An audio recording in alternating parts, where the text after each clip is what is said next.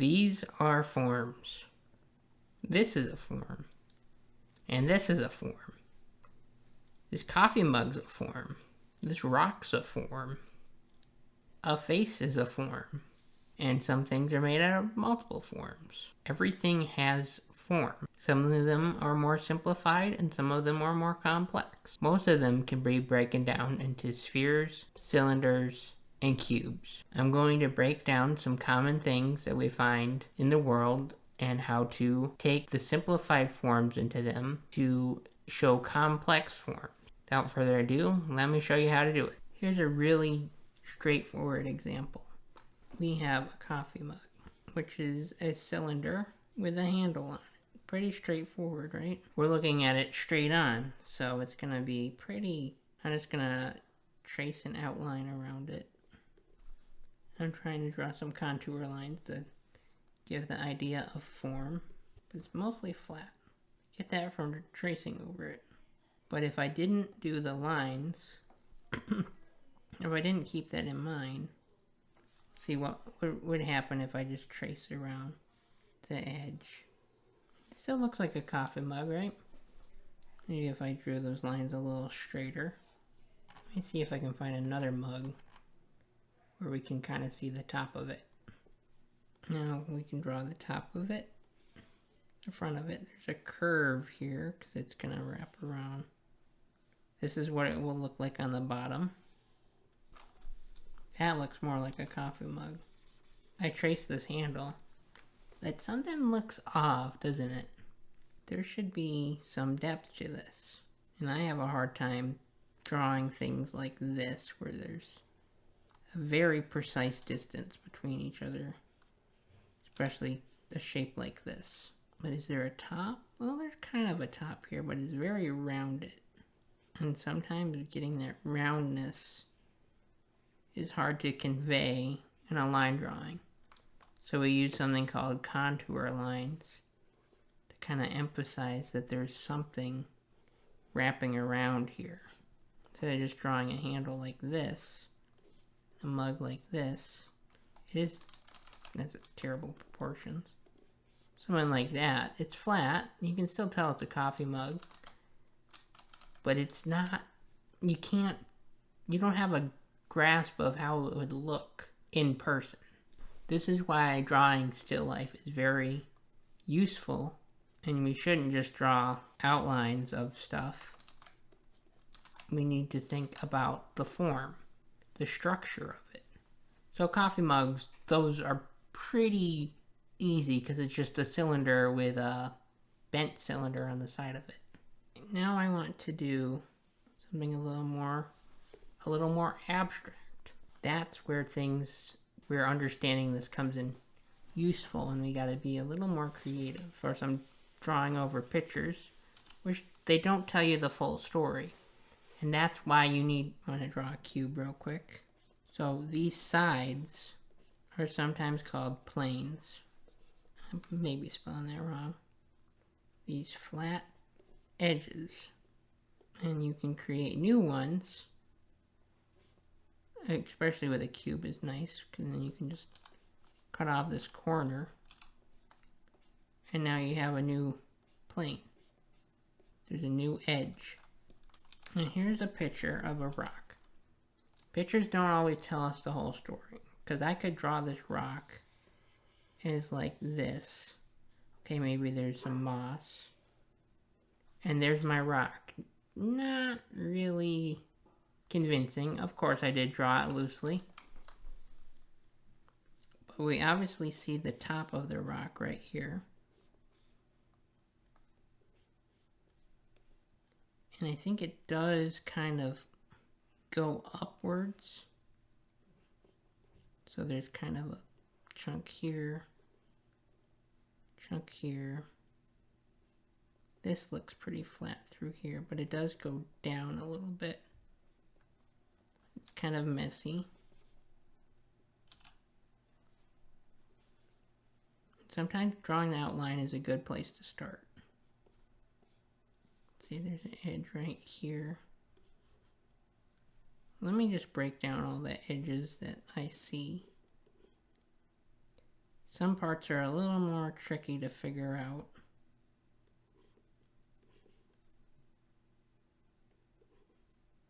I think there's a little lip here, but I could be wrong. Let me look under that. Oh, there's something going on here.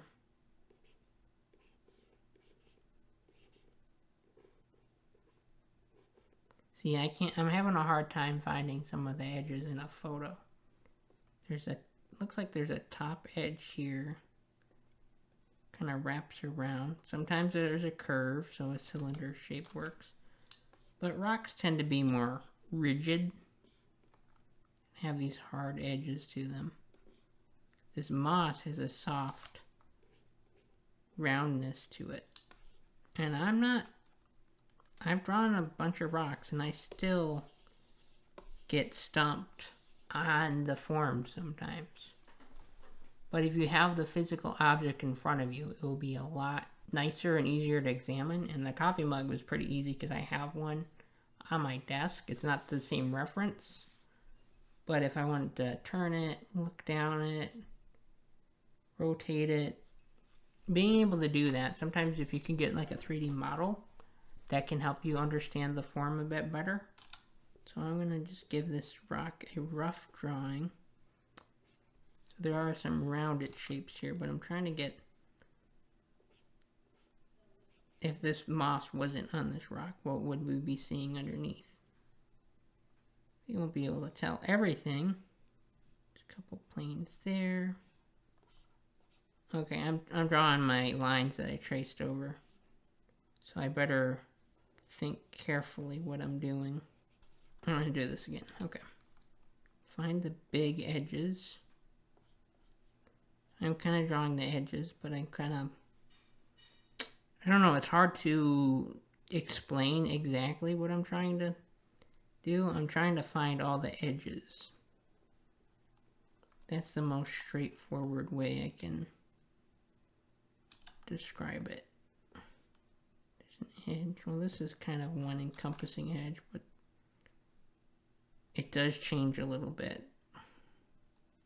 And the nice thing about drawing rocks is you don't have to be 100% accurate. So there's an edge. I'm going to draw like the direction the edge is going. It's kind of going downward a bit. This edge is going down as well. This one's kind of going forward. So you can kind of follow the outside edge of it. So right here, this moss is being a bit tricky.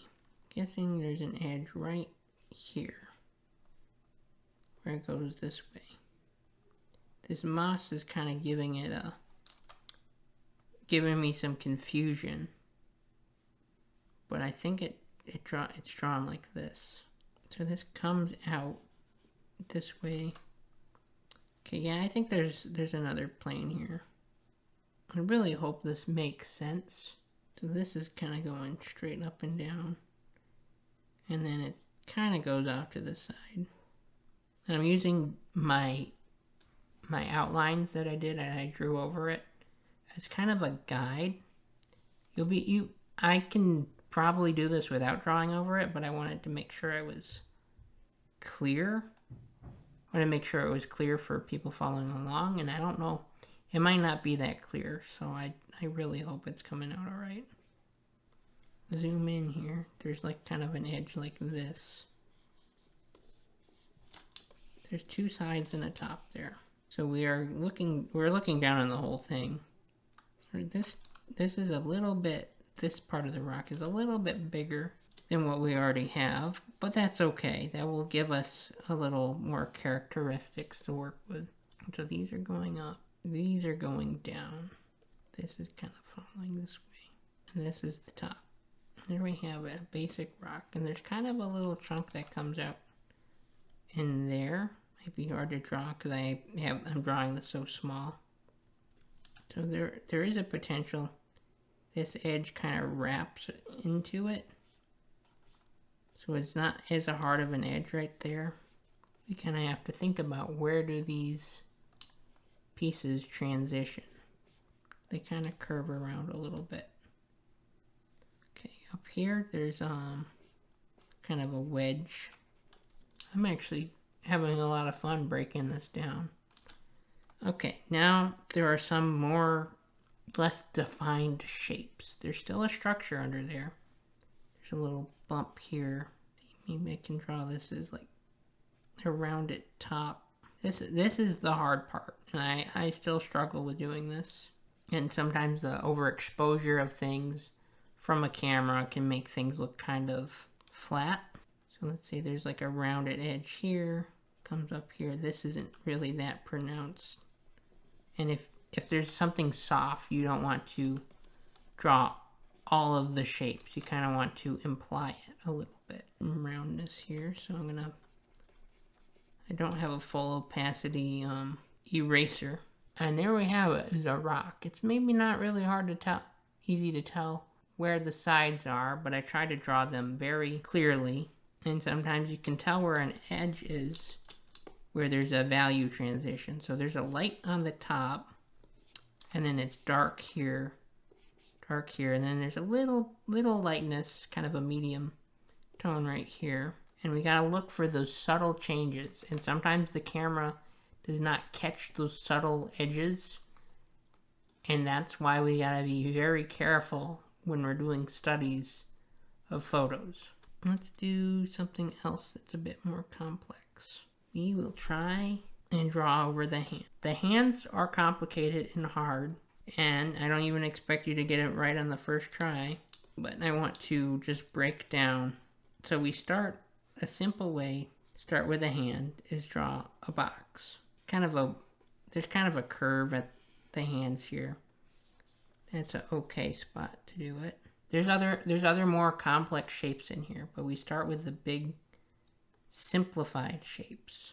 On the fingers, there's 3 parts to a finger. I like to draw them as cylinders. And usually I like to, a simplified way of doing it is just draw to the halfway point on your finger, to your first knuckle, draw a cylinder, draw another cylinder. Like, I guess I like doing 2 cylinders for the hands. They do kind of taper a little bit, but usually you don't find them curling all the way around when you're just drawing a simple pose. You do have to draw all of the parts eventually, depending on the context of it. But if you can make less parts, the better. Okay, the thumb, that is also another cylinder like this. It's 2 cylinders.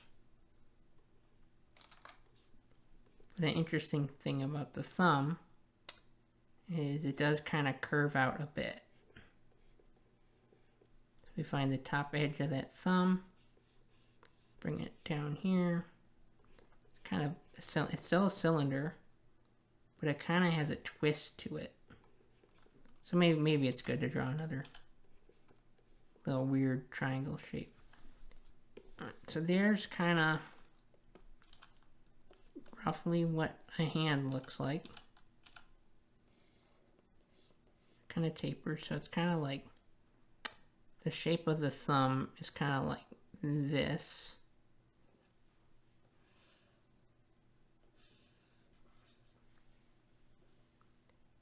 It does kind of taper up a little bit, so you kind of have to morph it and stretch it as you need it. But I'm going to draw another hand separate. So there's kind of this box. There's a kind of an edge there, but it kind of has this rounded feel to it. Start with this kind of wedge shape. And then we have, some people like to draw one box, cut it in half, and then draw the fingers. And that works. I think that's a good way to actually divide the fingers. Split it in half, and then split those halves in half. And you have quarters. But then the fingers are different. The longest one is the middle finger.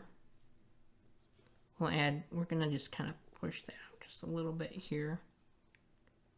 Then I'm going to draw the cylinders. Go to the first knuckle, and then we draw another cylinder with kind of a rounded top. The different shapes. I guess it's good to kind of draw the first level of them. I feel like I'm losing some information here, so now we're basically drawing the fingers with the tips cut off. So this top edge is actually the joint where the inside of the knuckle. Okay, this finger is too wide. This is why hands are so difficult, because the fingers are so similar in size. And there's more similarities, I think it makes it more difficult. I've drawn a lot of hands and it's still kind of a struggle. I think this initial box needs to be a little more boxy. So when you're drawing this knuckles here, the pinky has such a small second joint that it's so, might as well just draw it into one. Hands are very proportional. I just thought it would be kind of cool to cover up the hands, because it is more of a difficult thing to accomplish. Draw the cylinder with kind of the rounded top, so we're kind of drawing this, the shape of the finger, kind of like this. So here's a cylinder, and then the top of it's kind of rounded over, almost like a sphere on the end. Trying to draw the full shapes of them as I go. So yeah, I did draw kind of two cylinders and then like a semi-sphere on the end. Elongated semi-sphere. But since I drew these, it looks like we're looking at the top of the hand instead of the inside of the hand. So I'm going to, we'll learn a little bit about overlap here too. With the fingernails, let's add those on. These are some long fingernails. They look like my freaking hands. And they're just on the tips of them. We're not drawing the other side of them. Shape out a bit more. We want to put partial lines in here to emphasize that there's a fold in the fingers. I still haven't drawn the thumb. Okay, now we will draw the thumb. I am going to draw some guidelines. So something here you may have noticed is that there's kind of a sphere inside the palm of your hand. And these are called the pads of your hand. There's actually 3 of them. These are kind of broken up by each part. But I like to draw these as kind of one big one. So these kind of like these egg-like shapes right here. And then this kind of long rectangular pillow. I am exaggerating where these shapes are. Heck, I'll even draw some of the wrist. So there's like a cylinder here. Drawing out guidelines do help as well. Kind of eyeball the proportions a bit. Cylinder, and then I'm going to do that weird stretched out thumb. So there's a flat edge and then kind of a rounded corner there. Now I'm going to go through and erase. And keep all in mind keeping the form. You can draw it freehand eventually if you have experience and you've done this before. I'm just kind of trying to explain things in a more broken down way. This hand's looking pretty good, but there's kind of the shadow right here, so that kind of tells me that there's a curved edge. So there's some planes here that are curved in. I'm gonna draw this box out a bit more. So there's kind of like a wedge in here. So you got to keep in mind the overall silhouette of it and then what that silhouette is broken up into. This is how tracing can be useful. You kind of trace out the shapes, break it down to its simpler forms, and then you can go back and draw it. So there's not really a line right here, but I kind of knew. You can look at your own hand and you can kind of figure that out. But I knew there were paths there. Anatomy is basically the forms of the body. They have more complex forms, but they can be broken down into simplified shapes. It's kind of messy. I kind of work messy. But as long as you clean it up, I don't think it matters. And there you have it. So, I hope that kind of gives you some insight into how to break down forms from complex shapes and break it down into simplified shapes like spheres, cylinders, triangles. Sometimes you gotta get creative and kind of round the edges or add a little bit different shapes. And that's how you can prevent your drawings from feeling flat. You understand there's some three-dimensionality to it. There's some depth to it. And keeping that in mind and trying to draw that out form by form, you have a better understanding of the subject that you are studying, or if you're creating something brand new. And until next time, Dartagon out.